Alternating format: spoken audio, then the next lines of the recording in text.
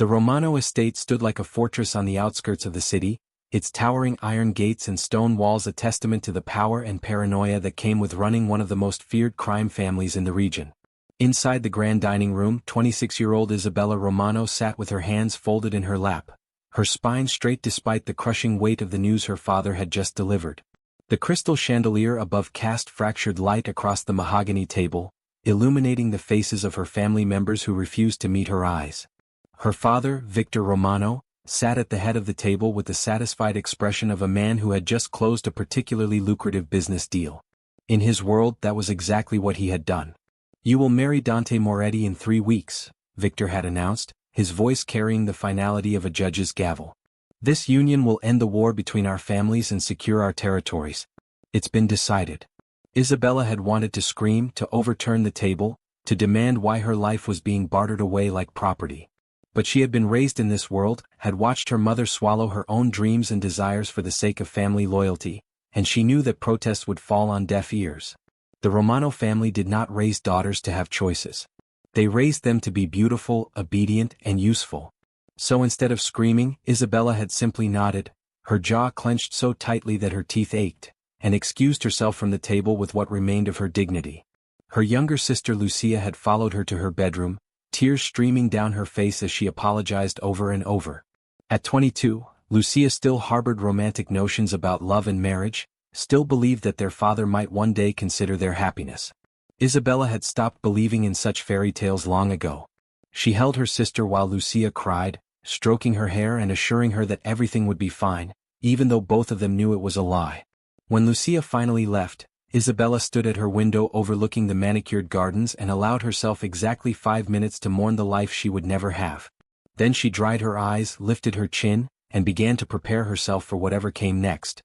The formal dinner where she would meet her future husband was held 1 week later at a neutral location, a prestigious restaurant that the Moretti family had rented out entirely for the evening. Isabella arrived with her father and sister, dressed in a midnight blue gown that hugged her curves and made her dark hair and olive skin glow. She had spent hours on her appearance, not out of any desire to impress Dante Moretti, but because she refused to look weak or pitiful. If she was going to be sold off like cattle, she would at least look like a prize worth having. The restaurant's private dining room was decorated with understated elegance, all cream linens and soft golden lighting. The Moretti family was already seated when the Romanos arrived. Isabella's eyes were immediately drawn to the man at the head of their table. Dante Moretti was 32 years old, and everything about him radiated power and danger. He was tall, easily over 6 feet, with broad shoulders that filled out his custom-tailored black suit perfectly. His face was all sharp angles and hard lines, with a strong jaw, high cheekbones, and a Roman nose that had clearly been broken at least once. His dark hair was styled back from his face, and his eyes were the color of expensive whiskey, cold and assessing as they swept over her family. When those eyes landed on Isabella, she felt the impact like a physical touch. For a moment, something flickered in his gaze, something that might have been surprise or appreciation, but it was gone so quickly that she thought she might have imagined it. His expression returned to one of complete indifference as he stood to greet her father. The two men shook hands with the careful formality of longtime enemies attempting civility, and then Victor was introducing Isabella as if she were a new acquisition he was particularly proud of. "My daughter Isabella," Victor said, placing a possessive hand on her shoulder. "Beautiful, educated, and well-mannered. She'll make an excellent wife." Dante's eyes flicked to her again, and this time Isabella met his gaze directly, refusing to look away or lower her eyes like some submissive maiden. She saw his eyebrow raise slightly, the only indication that her boldness had registered with him. He extended his hand to her, and she placed her fingers in his palm, expecting a handshake. Instead, he brought her hand to his lips in an old-fashioned gesture that should have been romantic but felt more like a performance for their watching families. "Miss Romano," he said, his voice deep and smooth like aged bourbon. "It's a pleasure to meet you." His lips barely brushed her knuckles, and yet Isabella felt that ghost of a touch all the way up her arm. She withdrew her hand quickly, hating her body's instinctive response to him. "Mr. Moretti," she replied coolly, "the pleasure is mine." It was a lie, and they both knew it, but social niceties were maintained as they all took their seats. Dante returned to his place at the head of his family's side of the table, flanked by his consigliere Marco Rossi and several other high-ranking members of his organization. Throughout the dinner, Business was discussed with barely concealed excitement by the older men. Territory lines were redrawn on napkins, profit projections were debated, and future collaborations were planned. Isabella was barely acknowledged except when Victor would gesture to her as proof of his commitment to the alliance. Dante spoke when necessary, his contributions brief and decisive, his tone making it clear that he was a man accustomed to being obeyed without question. Isabella found herself studying him despite her best efforts not to. She watched how his men deferred to him, how even her father seemed slightly nervous in his presence. She noticed the thin white scar that ran along his left jawline, the expensive watch on his wrist, the way his long fingers toyed with his whiskey glass when he was thinking. She also noticed that he never once looked at her after that initial assessment, never attempted conversation, never showed even the slightest interest in the woman he was planning to marry. The message was abundantly clear. This marriage meant nothing to him beyond its strategic value. When the dinner finally ended and the families parted ways, Isabella had exchanged perhaps 10 words total with her future husband, none of them meaningful. As her father's car pulled away from the restaurant, Lucia squeezed her hand sympathetically, but Isabella stared out the window at the city lights and felt nothing but a cold, heavy resignation settling into her bones. The next 3 weeks passed in a blur of wedding preparations that Isabella had no real say in. Her mother and the wedding planner made every decision, from the flowers to the menu to the dress. Isabella was simply expected to show up for fittings and nod her approval at whatever was presented to her. She saw Dante only once more before the wedding, at a formal engagement party that was really just another excuse for their fathers to celebrate their business arrangement. Dante arrived late, stayed for exactly 1 hour, and left without having a single private conversation with her. He danced with her once because tradition demanded it, holding her stiffly and formally, maintaining a careful distance between their bodies as if she carried some contagious disease. "You don't have to look so miserable," Isabella had whispered as they moved across the dance floor under the scrutiny of 200 guests. "I'm not exactly thrilled about this either." For just a moment, something that might have been amusement had flashed in those amber eyes. "Then we're in agreement about something at least," he'd replied, his tone dry. "That's a start." It was the most personal thing he'd said to her, and then the song ended and he released her immediately, as if he couldn't wait to put distance between them again. Isabella had watched him leave the party early, his broad shoulders disappearing through the doorway, and she'd wondered what kind of hell she was walking into. The wedding day arrived with cloudless blue skies and perfect weather, as if nature itself was mocking the farce about to take place. Isabella stood in the bridal suite of the cathedral, surrounded by her mother, sister, and a team of stylists, staring at her reflection in the full-length mirror. The woman looking back at her was breathtaking. The wedding dress was a masterpiece of Italian lace and silk, fitted through the bodice and hips before flaring into a dramatic train. Her dark hair was swept up in an elegant chignon, with delicate flowers woven through the style. Her makeup was flawless, her jewelry antique and expensive. She looked like a princess from a fairy tale, which made the reality of her situation all the more bitter. "You look beautiful, darling," her mother said, her voice thick with emotion. Isabella couldn't tell if her mother was happy or sad, and she realized she didn't actually know her mother well enough to read her true feelings. That thought was almost more depressing than the wedding itself. The ceremony was held in a cathedral that had seen generations of Moretti family celebrations, its soaring ceilings and stained glass windows providing a stunning backdrop for what should have been a joyous occasion. Isabella walked down the aisle on her father's arm, her bouquet of white roses clutched in trembling hands, her eyes fixed on the man waiting for her at the altar.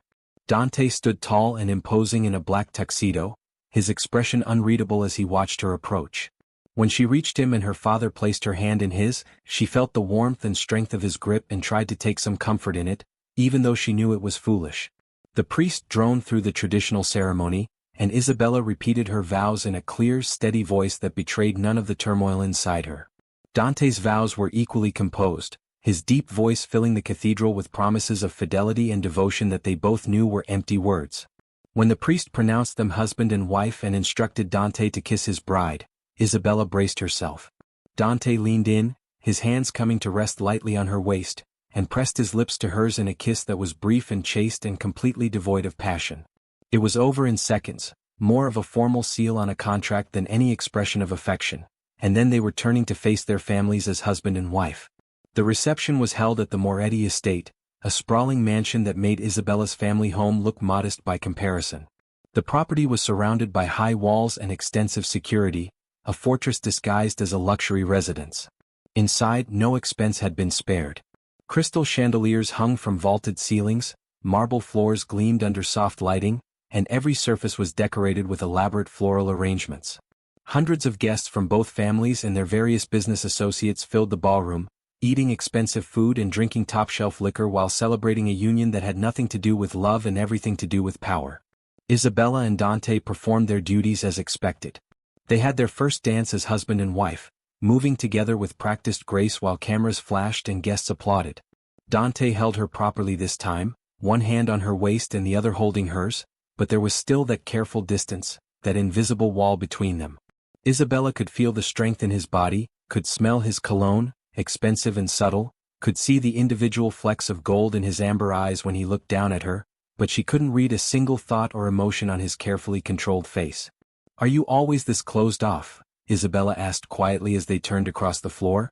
"Or is it just me who inspires this level of indifference?" Dante's jaw tightened almost imperceptibly. "This is a business arrangement, Isabella. Let's not pretend it's anything more." "I'm not pretending anything," she replied, her tone sharp despite her smile for the cameras. "But we're going to be living under the same roof. A basic conversation now and then wouldn't kill you. Wouldn't it?" He countered, and there was something almost bitter in his voice. Then the song ended, and he released her immediately, stepping back and turning to accept congratulations from guests who wanted to speak with him. The rest of the reception passed in a blur of forced smiles and empty pleasantries. Isabella's feet ached in her designer heels, her face hurt from smiling, and her heart felt like a stone in her chest. When the party finally began to wind down near midnight, Dante found her standing near one of the floor-to-ceiling windows, staring out at the manicured gardens. "It's time," he said simply. Isabella knew what he meant. The wedding night. Her stomach twisted with anxiety as she followed him up the grand staircase to the private wing of the mansion. She had been trying not to think about this moment all day, trying not to imagine what would happen when they were finally alone. Despite the cold formality between them, Dante was still a devastatingly attractive man, and she was now his wife in every legal and religious sense. She didn't know what to expect from him. Dante led her down a long hallway lined with expensive artwork and finally stopped at a set of double doors. He pushed them open to reveal a master suite that was larger than her entire bedroom had been at her father's house. The room was decorated in rich, masculine tones of deep blue and gold, dominated by a massive four-poster bed that seemed to loom ominously in the center of the space. Isabella's heart was pounding as Dante closed the door behind them, sealing them in together. She turned to face him, her hands clasped in front of her to hide their trembling. Dante shrugged out of his tuxedo jacket and draped it over a nearby chair, then began loosening his tie. Isabella watched these simple actions with growing tension, waiting for him to approach her, to reach for her, to claim what was legally his right as her husband. Instead, Dante gestured to another door on the far side of the room. "That leads to your bedroom," he said flatly. "You'll find everything you need there. Your things have already been moved in." Isabella stared at him, certain she had misheard. "I'm sorry, what?" "Your bedroom," Dante repeated, his tone making it clear he didn't care to explain himself further. "This is my room. That one is yours. They're connected but separate." "I don't understand," Isabella said slowly. "We're married." "Yes, we are. Legally. For the purposes of uniting our families and consolidating power." Dante's expression was hard, his eyes cold. "But let's be clear about what this is, Isabella. This is a business arrangement. Nothing more. I don't need or want a real wife. I need a woman to play the part in public, to appear on my arm at events, to maintain the image of a stable family man for our business partners and rivals. Beyond that, I have no expectations of you, and I suggest you have none of me." Each word felt like a slap. Isabella had known this marriage was loveless, had accepted that she was a pawn in her father's games, but hearing it stated so baldly, so cruelly, on what was supposed to be her wedding night, ignited a fury in her chest that burned away the anxiety she'd been feeling. "I see," she said, her voice dripping with ice. "And what exactly are the rules of this arrangement? Am I allowed to speak to you? Look at you? Or should I just pretend you don't exist except when there's an audience?"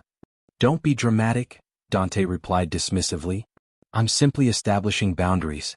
We'll maintain separate lives under the same roof. You're free to do as you please during the day as long as you're available for public appearances when needed and you don't embarrass me or this family. In return, I won't interfere with your personal pursuits." "How generous of you," Isabella shot back. "Tell me, Dante, does this arrangement include you sleeping with other women?" Should I expect to hear rumors about my husband's mistresses? Or will you at least have the decency to be discreet? Something dangerous flashed in Dante's eyes, and he took a step toward her. I keep my vows, Isabella. I promised fidelity and I meant it. I expect the same from you. What I do with my time otherwise is my business, and what you do with yours is yours, but there will be no affairs. Am I clear?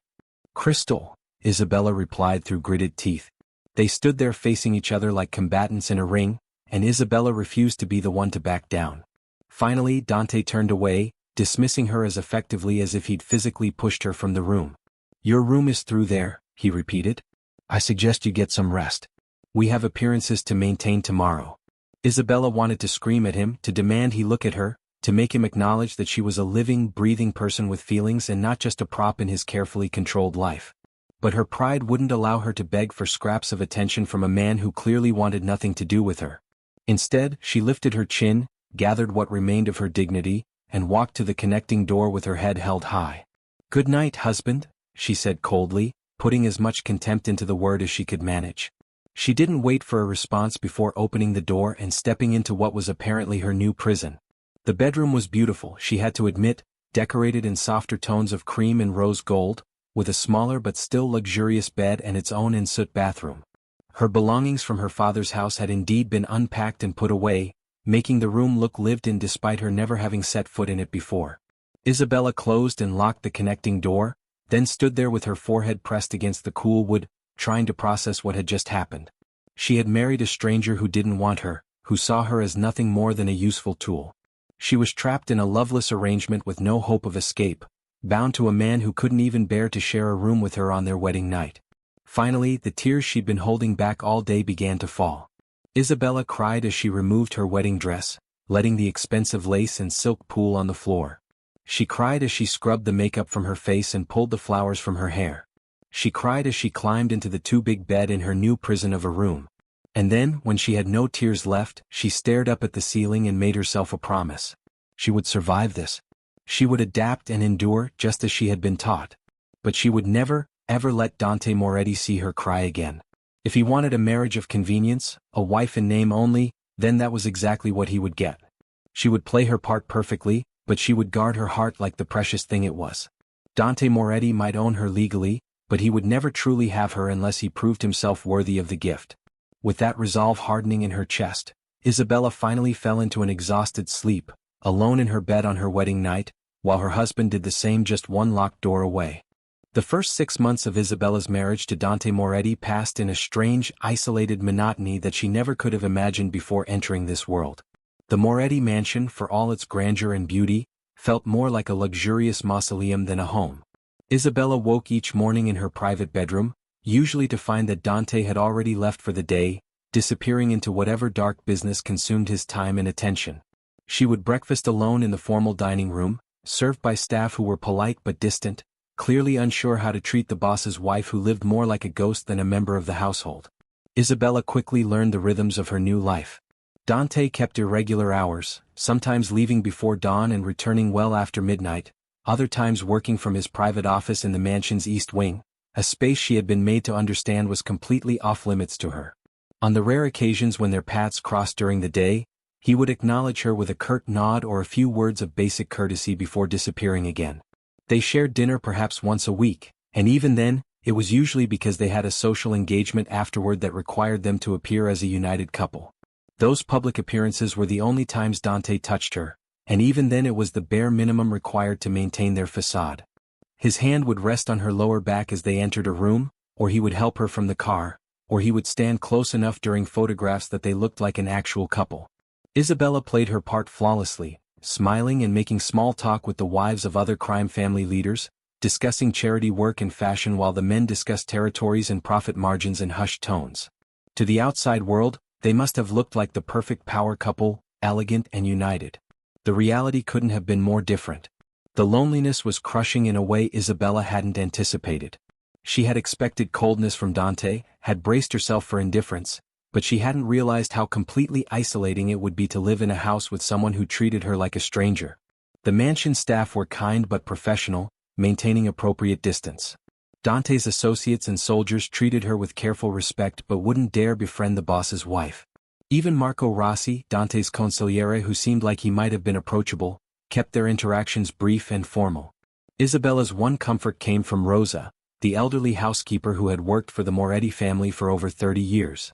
Rosa was in her late 60s, with silver hair always pulled back in a neat bun and warm brown eyes that saw far more than most people realized. She had apparently served Dante's mother before her death and had helped raise Dante from a boy. Unlike the other staff, Rosa didn't treat Isabella like a temporary fixture or a business acquisition. She treated her like a person and, more importantly, like someone who needed a friend. It started small, with Rosa bringing Isabella coffee in the mornings and staying to chat while she drank it. Then it progressed to Rosa sharing stories about the house and the family, carefully edited versions that gave Isabella glimpses into Dante's past without violating his privacy. Rosa told her about Dante's mother, Elena Moretti, who had been beautiful and kind and had died of cancer when Dante was only 16. She told her about how Dante's father had been a hard, brutal man who had trained his son to take over the family business with an iron fist and no mercy for weakness. She explained how Dante had inherited the leadership at 25 when his father was killed by a rival family, and how he had spent the next 7 years consolidating power and eliminating threats until he was the undisputed ruler of his territory. "He's not a bad man," Rosa said one morning as she and Isabella sat together in the small breakfast room off the main kitchen. "He's a hard man, a dangerous man, yes, but not bad. He's had to be that way to survive in this world. His father made sure of it." Isabella wrapped her hands around her coffee mug, grateful for its warmth. "Does he have any softness in him at all? Any capacity for normal human connection?" Rosa's expression grew sad. "He did once. When his mother was alive he was different. Laughed more, smiled more. But after she died and his father's training intensified, he learned to shut all of that away. In this life, caring about people makes you vulnerable. Dante can't afford vulnerability. Even with his own wife?" Isabella asked quietly. "Especially with his wife," Rosa replied. "You're not just his wife, dear. You're a Romano. Your marriage was supposed to unite the families, but old hatreds run deep. Some part of Dante probably doesn't trust that this isn't some elaborate setup by your father. And beyond that, if people know he cares for you, truly cares for you, you become a target. Every enemy he has would use you against him." Isabella understood the logic, but it didn't make the isolation any easier to bear. She threw herself into finding purpose outside the mansion walls. She began volunteering with several charities, focusing on organizations that helped women and children in difficult situations. The irony of a mafia boss's wife working to help domestic abuse victims wasn't lost on her, but the work gave her something meaningful to do and helped her feel like she was making some small positive impact in the world. It was through this volunteer work that she discovered the East Side Community Center, a non-profit organization operating in one of the safer neighborhoods that bordered Moretti territory. The center offered everything from after-school programs for kids to job training for adults to healthcare services for those who couldn't afford private doctors. Isabella started spending 3 days a week there, helping wherever she was needed, and it quickly became the highlight of her existence. The director of the center was a woman named Maria Chen, a fierce advocate in her 50s who had been running the place for over 2 decades. Maria treated everyone with the same no-nonsense kindness regardless of their background, and she was one of the few people who seemed completely unintimidated by Isabella's last name. When Isabella had first introduced herself as Isabella Moretti, Maria had simply raised an eyebrow and said, "I don't care who you're married to. Can you work hard and treat people with respect? That's all that matters here." It was refreshing to be valued for herself rather than her connection to Dante, and Isabella had thrown herself into the work with enthusiasm. She helped in the food pantry, assisted with the children's reading program, and even started teaching basic computer skills to adults who were trying to improve their job prospects. The people she worked with at the center became her friends, the first real friends she'd had since her marriage. It was during one of her regular volunteer shifts, about 6 months into her marriage, that Isabella met Dr. Alessandro Conti. Alessandro was a pediatrician who donated his time at the center's health clinic 2 afternoons a week, providing free checkups and basic medical care to children whose families couldn't afford traditional health care. He was 34, tall and lean with dark curly hair that was always slightly messy and warm brown eyes that crinkled when he smiled. He had an easy, comfortable manner that put both children and adults at ease, and he was passionate about his work in a way that was genuinely inspiring. Their first meeting was purely professional. Isabella had been helping to organize the clinic's patient files when Alessandro arrived for his shift, and Maria had introduced them briefly. Alessandro had shaken her hand with a friendly smile, thanked her for her volunteer work, and then disappeared into the exam room to see his first patient. Isabella had thought nothing of it at the time. But over the following weeks, as they both maintained their regular volunteer schedules, they began to see each other frequently. They would chat briefly in the hallway between patients, or share lunch in the center's small break room, or work together when the clinic was particularly busy, and Isabella would help by taking basic information from parents while Alessandro examined children. She learned that he had grown up in a middle-class family, the son of immigrants who had worked hard to put him through medical school. He had a successful private practice in one of the city's upscale neighborhoods but felt it was important to give back to communities that lacked access to quality healthcare. What struck Isabella most about Alessandro was his genuineness. He asked her questions about herself, real questions about her interests and opinions and dreams, and he actually listened to her answers. He made her laugh with funny stories from his medical practice or his disastrous attempts at cooking. He treated her like a normal person, not like a mafia princess or a trophy wife, and Isabella found herself looking forward to the days when she knew he would be at the center. Their friendship developed naturally and innocently. Alessandro never crossed any inappropriate lines, never made her uncomfortable, never seemed to see her as anything other than a friend and fellow volunteer. But he gave her something she desperately needed: genuine human connection, conversation that wasn't superficial or guarded, moments where she could forget about the cold, empty mansion waiting for her at the end of the day. One afternoon, about 8 months into her marriage, Isabella was helping Alessandro organize medical supplies in the clinic when he asked her a question that caught her off guard. "Can I ask you something personal?" he said, his tone careful. "You don't have to answer if you don't want to." "Sure," Isabella replied, curious. "Are you happy?" Alessandro asked simply. "You volunteer here almost every day, you throw yourself into every project, and you're always kind and professional. But I've noticed you never really talk about your personal life, your home, your husband. And sometimes, when you think no one is watching, you look so sad." Isabella's hands stilled on the box of bandages she was unpacking.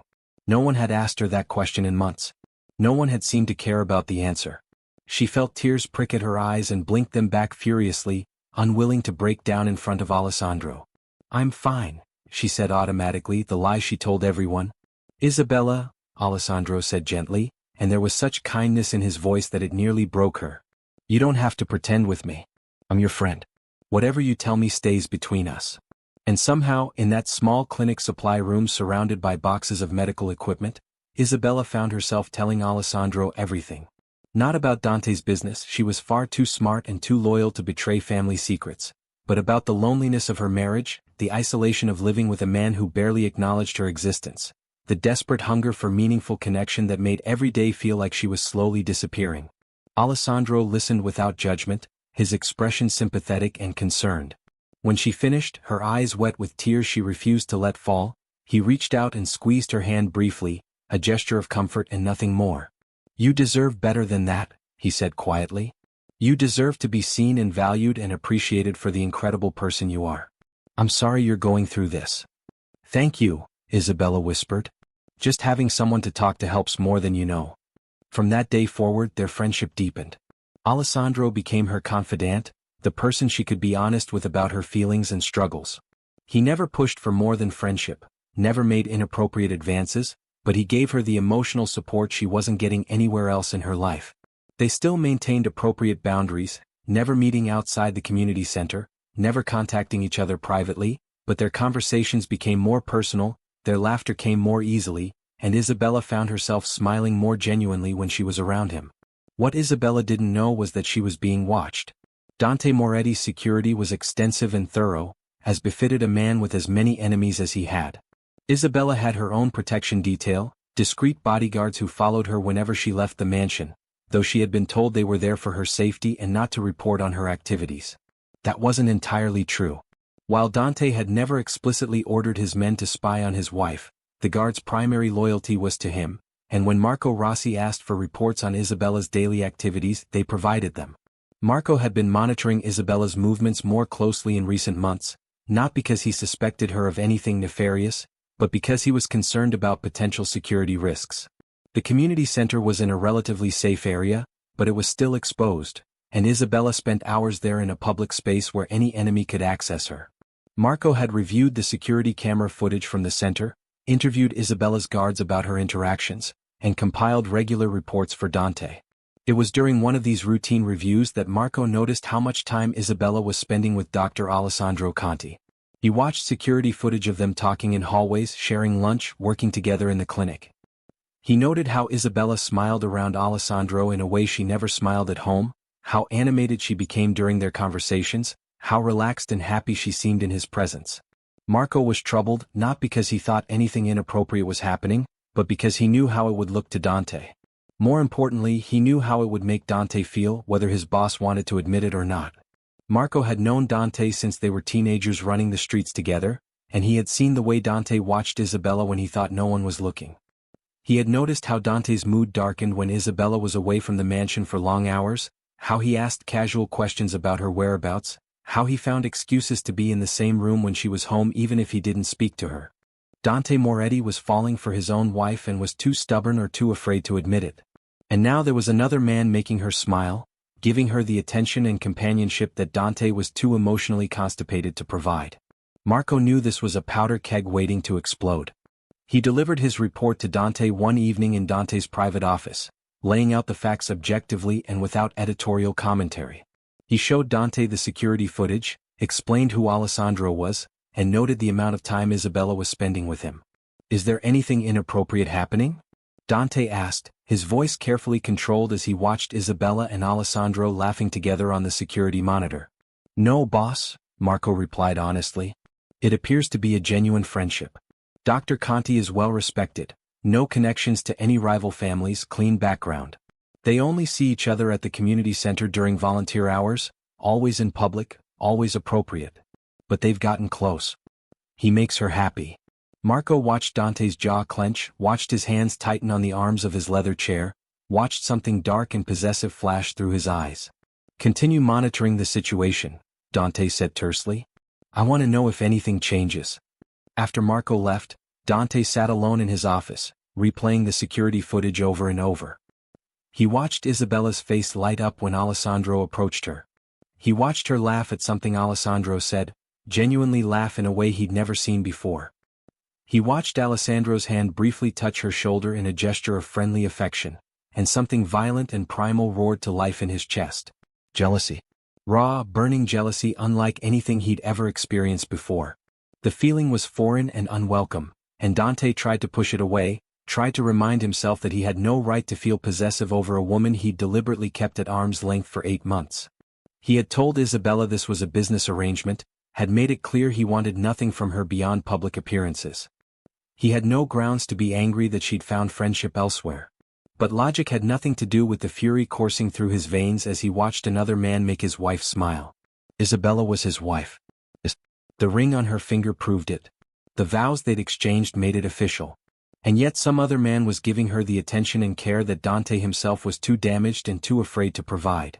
For the first time since his mother's death, Dante felt the walls he'd built around his heart beginning to crack. He had married Isabella thinking he could keep her at a distance, could maintain their arrangement as purely transactional, could ignore the attraction and fascination he'd felt from the moment he'd first laid eyes on her. He had told himself that emotional distance was necessary, that caring for someone in his world was a weakness he couldn't afford, that keeping Isabella safe meant keeping her separate from his heart.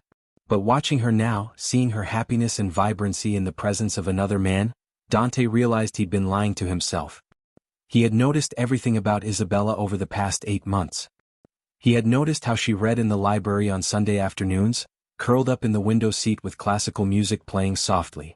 He had noticed how she took her coffee, black with just a hint of sugar. He had noticed how she braided her hair when she was working at home, and how she hummed unconsciously when she was concentrating.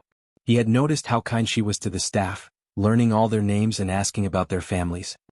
He had noticed all of it because he couldn't help watching her, studying her, wanting her in a way that terrified him.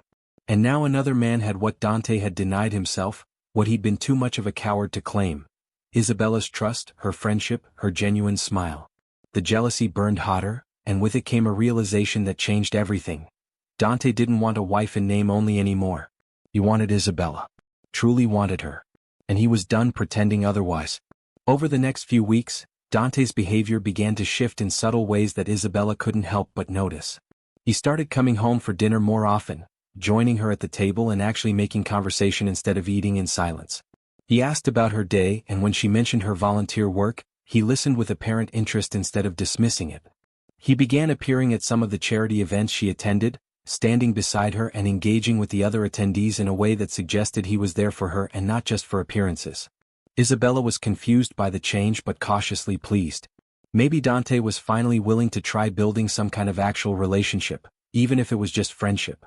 Maybe the next few years wouldn't have to be quite as lonely as the past 8 months had been. What she didn't realize was that Dante was also having her watched more closely than ever, and that his newfound attention coincided directly with his knowledge of her friendship with Alessandro.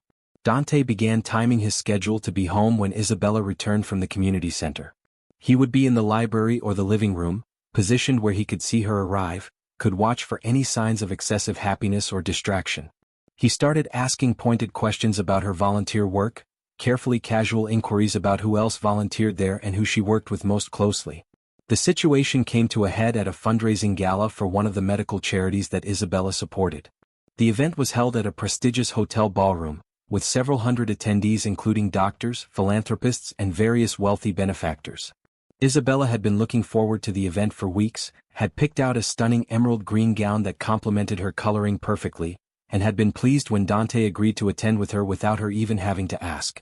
They arrived together, and Dante played the role of devoted husband flawlessly, keeping his hand on her lower back as they moved through the crowd, introducing her to business associates, looking at her with what appeared to be genuine warmth and affection. Isabella was surprised and pleased by his attentiveness, by the way he seemed genuinely interested in the cause they were supporting, by how he stayed by her side instead of disappearing to talk business with other men. Everything was going beautifully until Alessandro Conti approached them. Isabella's face lit up with genuine pleasure when she saw him, and she immediately reached out to give him a friendly hug, the kind of casual affectionate greeting that old friends share. "Alessandro, I didn't know you'd be here tonight." "I'm on the organizing committee," Alessandro replied with his characteristic warm smile. "We've been trying to get you here for weeks. So glad you could make it, Isabella." His eyes moved to Dante, extending his hand politely. "Dr. Alessandro Conti. You must be Mr. Moretti. It's a pleasure to meet you." Dante shook his hand with precisely calculated pressure, just short of painful but enough to make his point. His expression was polite, but Isabella could see the ice in his eyes. "Doctor," he said coolly, "I've heard about you." Something in Dante's tone made the hair on the back of Isabella's neck stand up. Alessandro, oblivious to the undercurrent of tension, launched into a description of the evening's program and thanked Isabella effusively for all her volunteer work at the community center, mentioning how valuable her contributions were and how much everyone enjoyed working with her.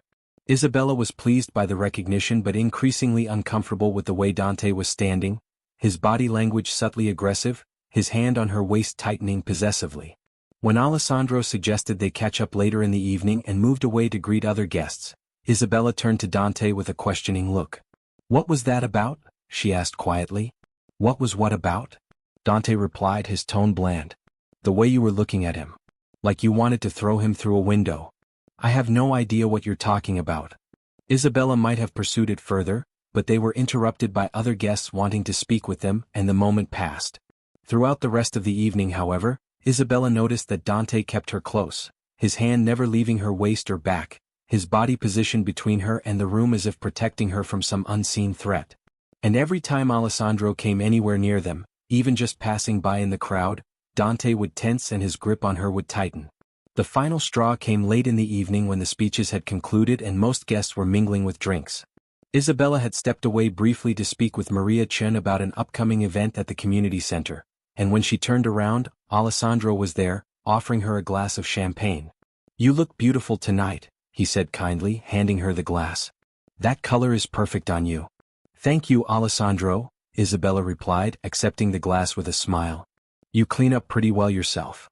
They chatted for a few minutes about the success of the fundraiser and their upcoming volunteer schedules. At one point, the crowd surged around them and Alessandro placed his hand on Isabella's lower back to gently guide her out of the flow of traffic, a courteous gesture that meant absolutely nothing. To Dante, watching from across the room, it meant everything. He saw Alessandro's hand on his wife's back, in the exact same place where his own hand had been all evening, and something inside him snapped. The jealousy that had been simmering for weeks exploded into full flame.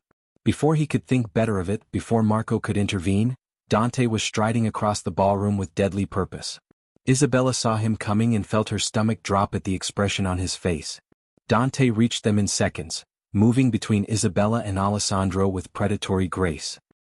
He took the champagne glass from Isabella's hand and set it aside, then pulled her against his side with unmistakable possessiveness.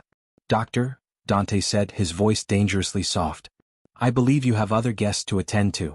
Alessandro, finally picking up on the tension, took a cautious step back. "Of course. Isabella, I'll see you next week at the center.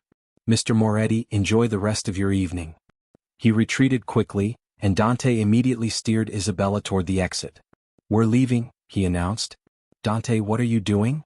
Isabella hissed, trying to pull away from his grip. "We can't just leave in the middle of the event.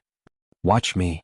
He propelled her through the ballroom and out to the valet, where their car was brought around within minutes. Dante practically bundled her into the back seat, climbed in beside her, and ordered his driver to take them home. The partition between the front and back seats was already up, giving them privacy, and Dante turned to Isabella with eyes blazing. "What the hell is going on between you and that doctor?" he demanded. Isabella stared at him in shock. "What? Nothing is going on. Alessandro is my friend." "Friend?" Dante spat the word like a curse. "I've seen the security footage, Isabella. I've seen how you are with him. How you smile at him, laugh with him, let him touch you." The revelation that Dante had been having her watched, monitoring her friendship, hit Isabella like a physical blow. "You've been spying on me?" she asked, her voice shaking with fury. "How dare you? How dare I?" Dante's laugh was bitter. "You're my wife, Isabella. What? I have every right to know what you're doing and who you're doing it with. I'm your wife in name only." Isabella shouted back, all the hurt and loneliness of the past 8 months exploding out of her. "You made that perfectly clear on our wedding night. You don't get to ignore me for months, treat me like I don't exist, keep me at arm's length, and then suddenly get jealous when I find friendship with someone who actually treats me like a human being. Is that what you think he wants? Friendship?" Dante's voice was scathing. "He's a man, Isabella. And you're a beautiful woman. Don't be naive." "Alessandro has been nothing but respectful and appropriate," Isabella shot back. "Unlike you, he actually listens when I talk. He asks about my day and cares about the answer. He makes me laugh. He treats me like I matter. And there is absolutely nothing romantic between us, but even if there was, you have no right to complain. You're the one who established this arrangement. You're the one who wanted separate bedrooms and separate lives. You're the one who said this was just business." "That was before," Dante growled. "Before what?" Isabella demanded. "Before I realized I can't stand watching another man touch you." The admission burst out of Dante like it had been torn from somewhere deep inside him. "Before I realized that seeing you smile at him makes me want to break things. Before I understood that the thought of you being happy with someone else, anyone else, drives me absolutely insane." Isabella fell silent, stunned by his words, by the raw emotion in his voice. Dante was breathing hard, his hands clenched into fists, his control clearly hanging by a thread. "I can't do this anymore," he said, his voice rough. "I can't pretend I don't want you. I can't keep my distance. I've tried, God knows I've tried, because getting close to you is dangerous, caring about you makes me vulnerable, but I can't help it. You've gotten under my skin, Isabella. You haunt me. I see you everywhere in that house, I think about you constantly, and I can't stand the idea of some other man having what should be mine." "Then why?" Isabella whispered, tears streaming down her face now. "Why did you push me away? Why did you make me feel so alone and unwanted?" Dante's expression cracked, revealing the pain underneath. "Because everyone I've ever loved has been taken from me or used against me.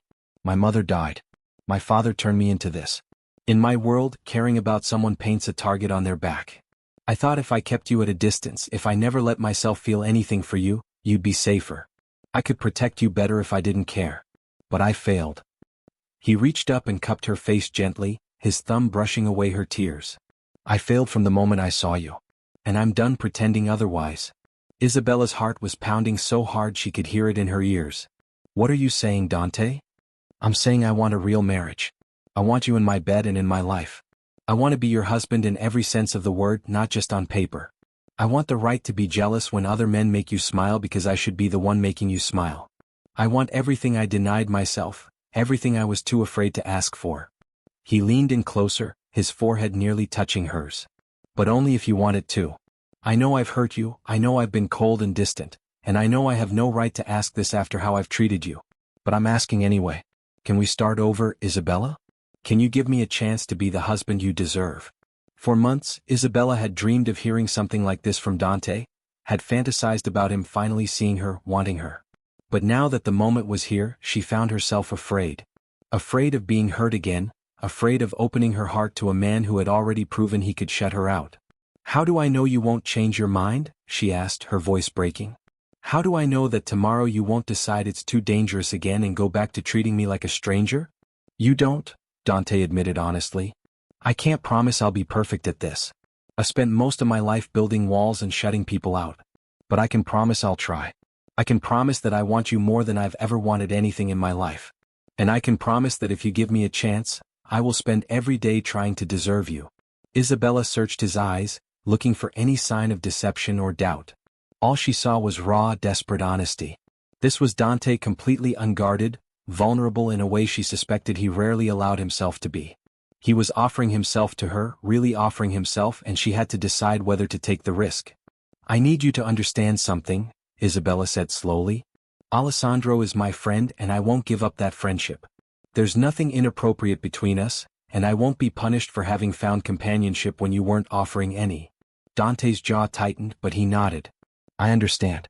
I don't have to like it, but I understand. I'm not asking you to give up your friends or your volunteer work. I'm just asking you to give me a chance to be more to you than I have been. And if I say yes, Isabella continued, if I agree to try this, I need you to actually communicate with me. No more shutting down, no more disappearing, no more treating me like I don't exist. Something is bothering you, you tell me. If you're scared or worried or having second thoughts, you tell me. I can't live in this marriage feeling like I'm always one wrong move away from being frozen out again. I can do that, Dante said. It won't be easy for me. I'm not good at sharing what I'm feeling. But I'll try. For you I'll try. Isabella closed her eyes, weighing her options. She could protect her heart, maintain her emotional distance, keep her friendship with Alessandro and her volunteer work as her only sources of joy. It would be safe, predictable, lonely but manageable. Or she could take this leap, give Dante a real chance, risk being hurt again in exchange for the possibility of something more. When she opened her eyes, she saw Dante watching her with an intensity that made her breath catch. Whatever else he was, dangerous, controlling, ruthless, he was also her husband. And for the first time since their wedding day, he was actually asking to be part of her life. Okay, Isabella whispered. We can try. But Dante, if you hurt me again, if you go back to treating me like a business arrangement, I won't give you another chance. I can't live like that anymore.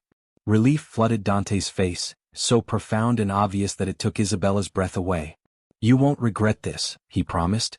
Then he leaned in and kissed her, really kissed her for the first time since their wedding. It was nothing like their brief, formal wedding kiss. This was desperate and claiming and full of 8 months of denied want. Dante's hands came up to frame her face as his mouth moved over hers with bruising intensity. Isabella gasped and he deepened the kiss, tasting her, claiming her, pouring all his pent-up desire into the contact.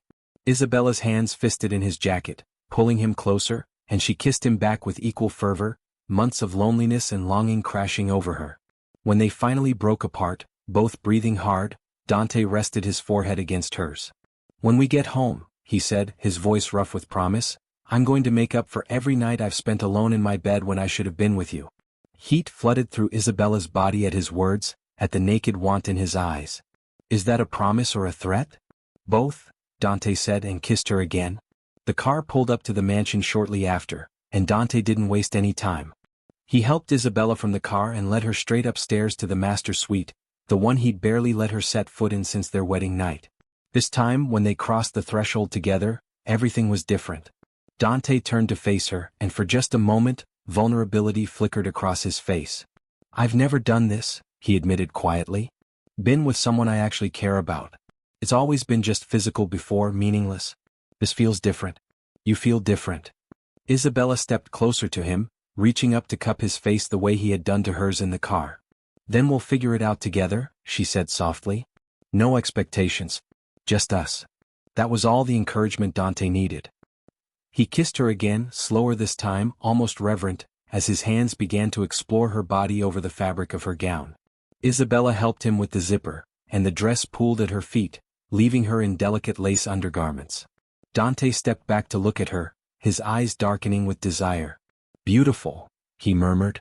"So damn beautiful, and I've been an idiot not to see it, not to claim it." "You see it now," Isabella replied, reaching for his jacket. "That's what matters." They undressed each other slowly, taking time to learn and explore, mapping the contours of bodies they'd been living near but never touching. When they finally came together, it was with a tenderness that surprised them both. Dante was careful with her, attentive, making sure she was with him every step of the way. And Isabella gave herself to him fully, holding nothing back, trusting him with her body if not quite yet with her heart. Afterward, they lay tangled together in Dante's bed, Isabella's head resting on his chest, listening to his heartbeat slow. Dante's hand traced lazy patterns on her bare shoulder, and for the first time since their wedding, Isabella felt like she might actually be home. "Stay," Dante said quietly. "Not in the other room. Stay here. With me." "Okay," Isabella whispered and felt him relax beneath her. They had a long way to go, Isabella knew. Trust would take time to rebuild, and Dante's jealousy and control issues weren't going to disappear overnight. But lying there in his arms, feeling wanted and cherished for the first time in months, Isabella allowed herself to hope that maybe, just maybe, their marriage could become something real and beautiful after all. The transformation in Isabella and Dante's marriage over the following months was remarkable.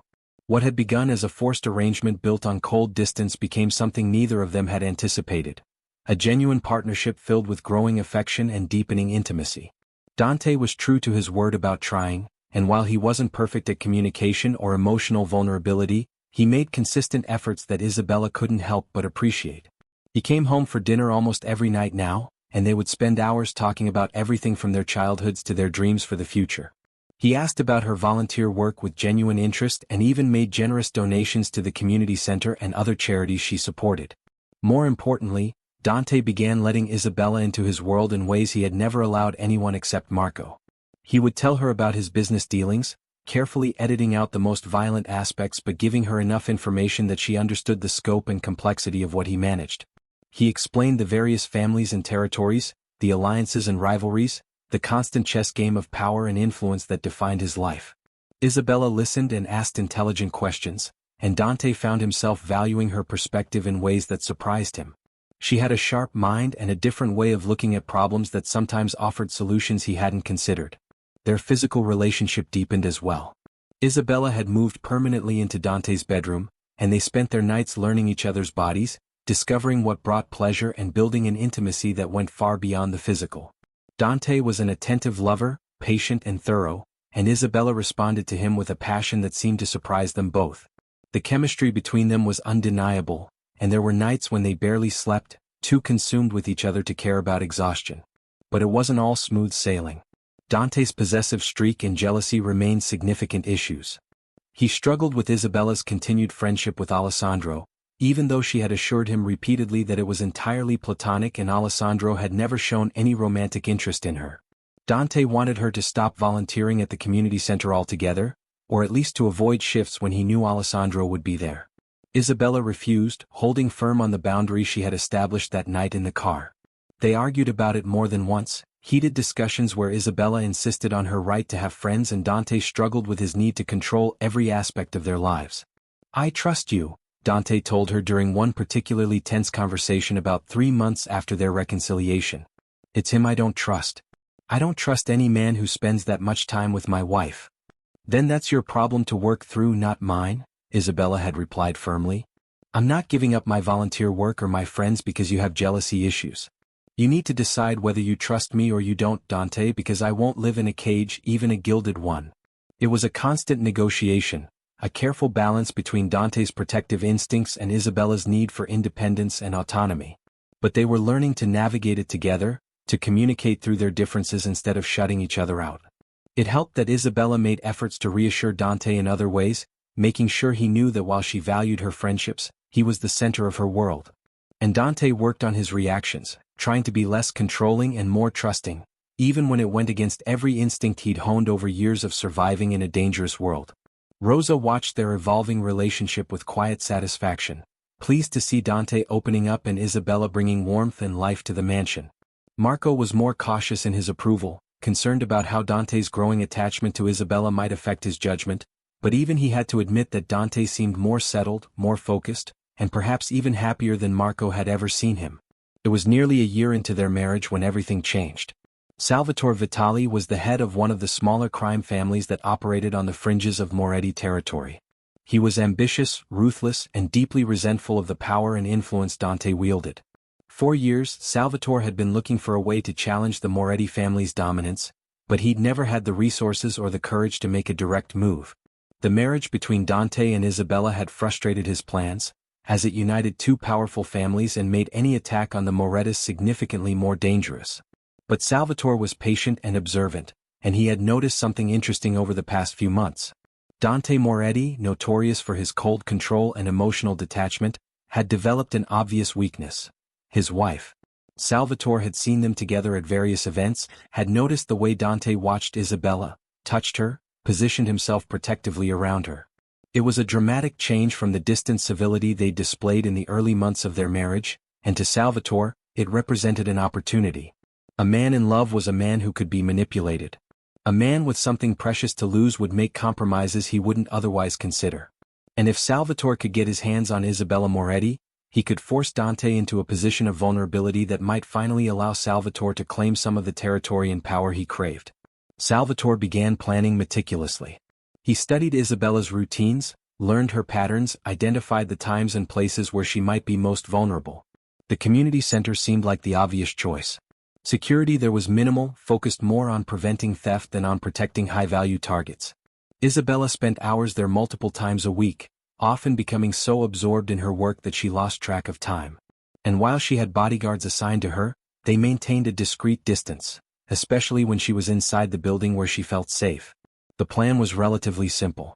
Salvatore would have his men grab Isabella when she was leaving the community center one evening, during that brief window when she was walking from the building to her car and her guard's attention might be slightly less focused. They would take her to a secure location, and then Salvatore would make his demands of Dante. Territory, money, and guarantees of future non-interference in Salvatore's operations. With Isabella's life hanging in the balance, Dante would have no choice but to comply. But Salvatore made one critical mistake. He underestimated Marco Rossi. Marco's network of informants and intelligence sources was extensive and thorough. He had contacts throughout the city, including within several rival families, people who owed him favors or who were willing to sell information for the right price. When Salvatore began making inquiries about Isabella's schedule and movements, when he started positioning his men in strategic locations around the community center, when he made some carefully worded comments to other family heads about the Morettis being vulnerable, Marco's informants noticed and reported back. At first, Marco thought it might be paranoia or routine information gathering. But as more reports came in, as the pattern became clearer, he realized with cold certainty that someone was planning a move against Isabella. He immediately increased her security detail, adding more guards and instructing them to be on high alert. Then he began the process of identifying who was behind the threat. It took less than a week for Marco to confirm that Salvatore Vitali was the source. One of Marco's contacts within the Vitali organization, a low-level soldier who had his own grievances with Salvatore, provided enough information to piece together the kidnapping plot. Marco received confirmation of the threat on a Tuesday afternoon, and he immediately went to Dante's office at the mansion to deliver the news. Dante was reviewing financial reports when Marco entered without knocking, his expression grim. One look at his consigliere's face told Dante that something was seriously wrong. "What is it?" Dante demanded, already reaching for his phone to call Isabella, needing to confirm she was safe. "Salvatore Vitali is planning to kidnap Isabella," Marco said bluntly. "He's been surveilling the community center, learning her patterns. My sources indicate he's planning to move within the next few days, possibly as soon as tomorrow." The phone in Dante's hand shattered as his grip tightened involuntarily. Rage, pure and incandescent, flooded through him, along with a terror so profound it threatened to overwhelm him. Isabella. Someone was planning to take Isabella, to hurt her, to use her against him. Every nightmare he'd had about caring for someone in this world was about to come true. "Where is she right now?" Dante asked, his voice deadly calm in a way that Marco knew meant he was barely holding on to his control. "At home, working in the library. I've already tripled her security detail and instructed the guards that she's not to leave the property without a full team." "Bring Salvatore to me," Dante ordered. "I want him alive. I want to look him in the eyes before I end him." "Boss, we need to be strategic about this," Marco cautioned. "If we move against Salvatore directly, It could trigger a full war with his family and possibly some of his allies. We need to think this through. I don't care about strategy, Dante snarled, his control finally cracking. He threatened my wife. He planned to put his hands on her. There is no strategic consideration that matters more than making him pay for that. Marco had known Dante for nearly 20 years and had seen him angry countless times, but this was different. This was a man who had discovered that the one thing he loved most in the world was in danger, and it had triggered something primal and dangerous. Marco understood the impulse, but he also knew that letting Dante operate purely on emotion right now would be a disaster. We will make him pay, Marco said firmly. But we'll do it smart. Give me 24 hours to position our people and secure our alliances. Then we move against Salvatore in a way that sends a message to everyone else who might be watching. The Moretti family is untouchable, and anyone who threatens what's ours will be destroyed. Dante wanted to argue, wanted to go after Salvatore immediately, but years of trust in Marco's counsel won out. 24 hours, he agreed through gritted teeth. Not a minute longer. And I want Isabella to know everything. No more protecting her from the ugly reality of what this life is. She needs to understand the danger she's in. Agreed, Marco said. She's smart and strong. She deserves to know the truth. That evening, Dante called Isabella to his office. She came immediately, sensing from his tone that something was wrong. When she saw his face, the barely controlled fury and fear in his expression, she felt her stomach drop. What's happened? She asked, closing the office door behind her. Dante gestured for her to sit, then proceeded to tell her everything. He held nothing back, not about Salvatore's plans, not about the constant threats and dangers that defined their world, not about the way his enemies would see her as his greatest vulnerability and would try to use her against him. Isabella listened in growing shock and fear, her hands clasped tightly in her lap to hide their trembling. I've been trying to protect you from this, Dante said, pacing his office like a caged animal. Trying to keep you separate from the violence and the danger.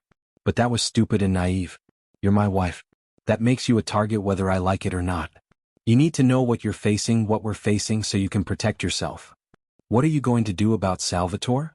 Isabella asked, her voice remarkably steady despite the fear coursing through her. I'm going to kill him, Dante replied flatly. But first, Marco and I need to handle this in a way that doesn't start a war that could put you in even more danger. Which means we need to be strategic. He stopped pacing and looked at her directly. I need you to stay in the mansion for the next few days. No volunteering, no charity events, no leaving the property at all. I know you hate being restricted, but please, Isabella. Just until we've neutralized this threat. Isabella wanted to argue, hated the idea of being trapped and protected like some helpless damsel, but she also wasn't stupid. Salvatore Vitali had been planning to kidnap her, possibly to hurt or kill her. This wasn't Dante being overprotective for no reason. This was a real, immediate threat to her safety. Okay, she agreed. I'll stay here. But Dante, I want to help. I want to be part of solving this problem, not just hidden away while you and Marco handle everything. Dante looked surprised. What do you mean? I mean I have resources and connections you might not have considered, Isabella said, her mind already working. I know people throughout this city from my volunteer work. Community leaders, social workers, people who see and hear things that might not make it back to your usual intelligence sources. And Salvatore's family operates in some of the neighborhoods where I've been working. Let me reach out to some of my contacts, see if anyone has information that could help. Marco, who had been standing quietly in the corner of the office, spoke up. That's actually not a bad idea, boss. Isabella has access to parts of the city and populations that we don't interact with directly. She might be able to gather intelligence that we'd miss. Dante looked between his wife and his consigliere, torn between his instinct to keep Isabella as far from danger as possible and his recognition that she was offering a legitimate strategic advantage. Finally, he nodded reluctantly. Fine. But all communication goes through secured phones, and you tell me immediately if you learn anything or if anyone asks questions that make you uncomfortable. Over the next 24 hours, Isabella worked the phones from the safety of Dante's office, reaching out to her network of contacts. She spoke with Maria Chin at the community center, with other volunteers, with social workers who operated in Vitali territory. She asked careful questions about recent activities, unusual movements of people or money, anything that seemed out of the ordinary. And because Isabella had spent months building genuine relationships with these people, because they trusted her and liked her, they shared information with her that they never would have given to Dante's soldiers or Marco's usual informants. Through these conversations, Isabella learned several crucial pieces of information. She discovered that Salvatore was using a warehouse in the industrial district as a secondary base of operations, a location that wasn't on Marco's radar. She learned that several of Salvatore's key soldiers were unhappy with his leadership and might be convinced to turn on him if offered the right incentives. And she found out that Salvatore had been making promises to several smaller families about sharing Moretti territory once he'd neutralized Dante, promises that could be used to isolate Salvatore from potential allies. Isabella compiled all this information and presented it to Dante and Marco that evening. Both men were impressed by the intelligence she'd gathered, information that filled in significant gaps in their existing knowledge. "This is good work," Marco said, studying the notes Isabella had prepared. "Really good work. This gives us multiple angles to approach this from." Dante pulled Isabella aside after Marco left to begin implementing their plan. "You did well today," he said, cupping her face in his hands. "Thank you for using your resources to help keep us safe." "We're a team," Isabella replied simply. "Your enemies are my enemies. Your family is my family. I'm not going to just hide while you face threats alone." Something shifted in Dante's eyes, a deepening of the affection and respect he'd already been feeling. "I love you," he said, the words slipping out before he could overthink them. Isabella's breath caught. It was the first time either of them had said those words. "What?" "I love you," Dante repeated, more firmly this time. "I should have said it before. I've been feeling it for months, but I was too much of a coward to admit it. But watching you today, seeing your strength and intelligence, knowing that you're willing to stand with me even when it's dangerous, I can't keep it to myself anymore. I love you, Isabella. You're not just my wife. You're my partner, my equal, and the best thing that's ever happened to me." Tears sprang to Isabella's eyes, but they were happy tears this time. "I love you too," she whispered. "I think I've been falling in love with you since that night in the car when you finally let me see the real you. I love you, Dante Moretti, all of you, even the broken and dangerous parts." They kissed then, deep and passionate and full of promise. When they finally broke apart, Dante rested his forehead against hers. "We're going to end this threat," he promised. "And then we're going to build a life together, a real life. I'm going to make this world safer for you, for us, for any future we want to create." The takedown of Salvatore Vitali happened 2 days later and was executed with the precision and efficiency that had made Dante Moretti's reputation. Using the intelligence Isabella had provided about the warehouse and the disloyal soldiers, Marco was able to position Moretti forces in all the right places. Dante reached out to the other families that Salvatore had been making continued 10:13 aim promises to and exposed his lies, effectively isolating him from any potential support. And then at precisely midnight they moved. Salvatore was captured at the warehouse along with his top lieutenants. There was brief gunfire, but the Moretti forces were too well prepared and too overwhelming for any real resistance. Salvatore's men either surrendered or were killed, and Salvatore himself was brought before Dante in the warehouse's main office, forced to his knees in front of the man he had tried to attack through his wife. Dante stood over Salvatore, his expression colder and harder than marble. "You made a mistake," he said quietly. "You thought my love for my wife made me weak. You thought it gave you leverage. You were wrong. It makes me more dangerous than I've ever been because now I have something worth protecting, worth fighting for, worth killing for. Please," Salvatore begged, all his earlier bravado gone. "I'll leave the city. I'll give you everything. Just let me live." "You plan to take my wife," Dante replied, his voice still eerily calm. "You plan to put your hands on her, to hurt her, to use her against me. There is no amount of money, no territory, nothing you could offer that would make me spare you for that." What happened next was swift and final. Dante made sure that everyone in their world knew what had happened to Salvatore Vitali and why. The message was clear. The Moretti family was united and powerful, and anyone who threatened them would face absolute destruction.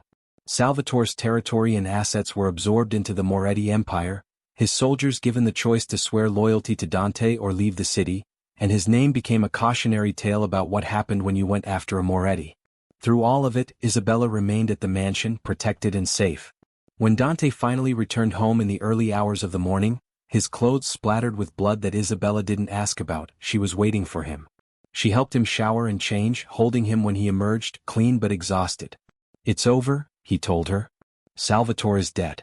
His organization is dismantled. You're safe." "We're safe," Isabella corrected. "Both of us."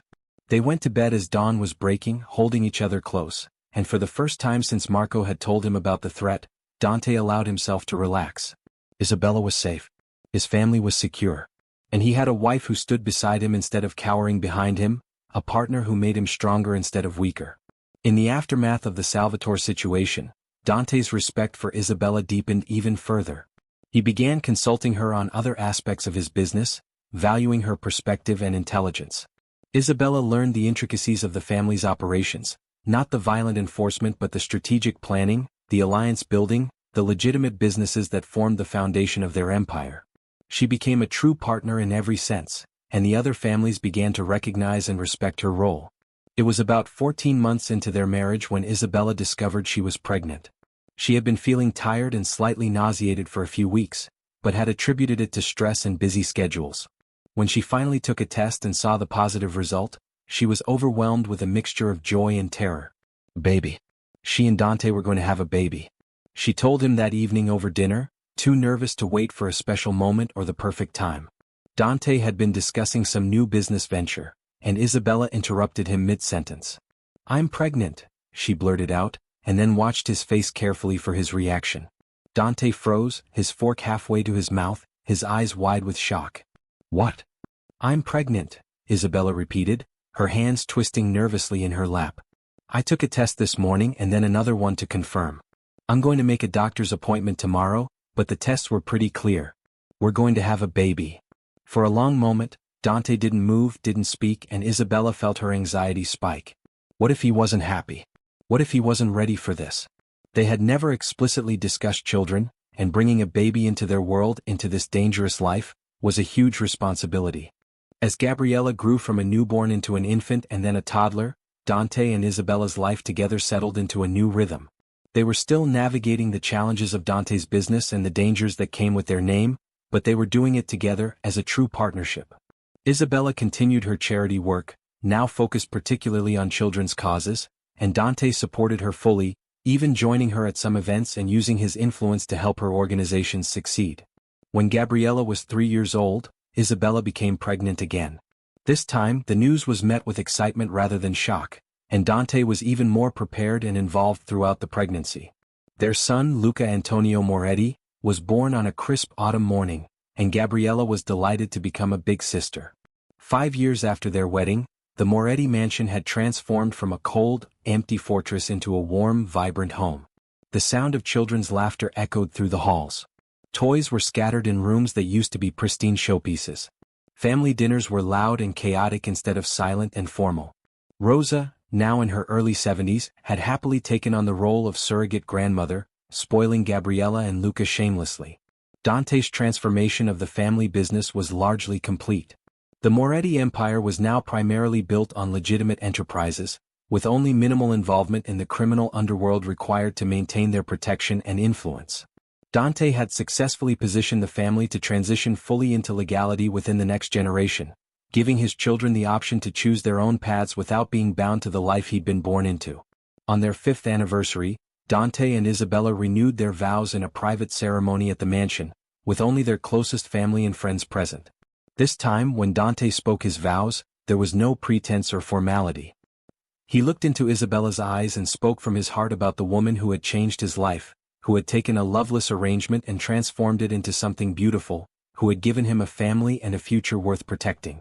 "You saw something in me that I didn't know existed," Dante said, his voice thick with emotion. "You refused to accept the walls I built, the distance I tried to maintain. You fought for us when I was too afraid to fight for myself. You've made me better than I ever thought I could be, and you've given me everything that matters. I love you, Isabella Moretti, more today than I did 5 years ago, and I'll love you more tomorrow than I do today." Isabella, crying happy tears, spoke her own vows about the journey they'd been on together, about the man Dante had become, about the life they'd built and the future they would share. When they kissed to seal their renewed commitment, it was with the passion of new lovers and the deep affection of longtime partners, all rolled into one perfect moment. That evening, after Gabriella and Luca were tucked into bed and the house had quieted down, Dante and Isabella stood on the balcony of their bedroom, looking out over the city lights. Dante's arms were wrapped around Isabella from behind, and she leaned back against his chest, feeling safe and loved and complete. "Do you ever regret it?" Dante asked quietly.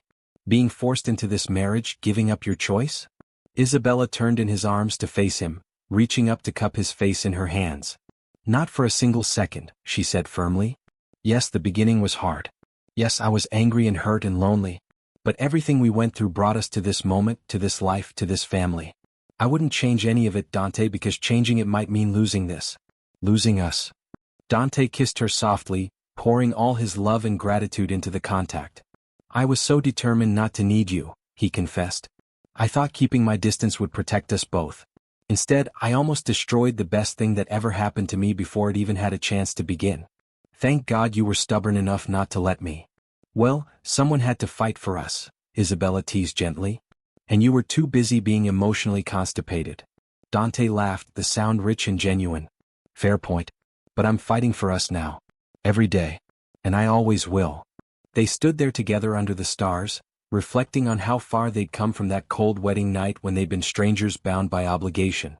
Now they were soulmates bound by choice, partners in every sense of the word, parents to two beautiful children, and deeply, completely in love.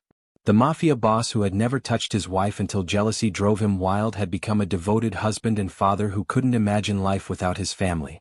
And the reluctant bride who had been sold into an arranged marriage had become a powerful partner who stood shoulder to shoulder with her husband, equal parts strength and compassion. Their story had started with cold distance and contractual obligation. But it had transformed into something neither of them had dared to dream of: true love, genuine partnership, and a happily ever after that was all the more precious because they had fought so hard to achieve it. Together they had built not just a marriage but a legacy. And as they looked toward the future, toward watching their children grow and continuing to strengthen their empire and their family, they knew that whatever challenges came their way, they would face them together.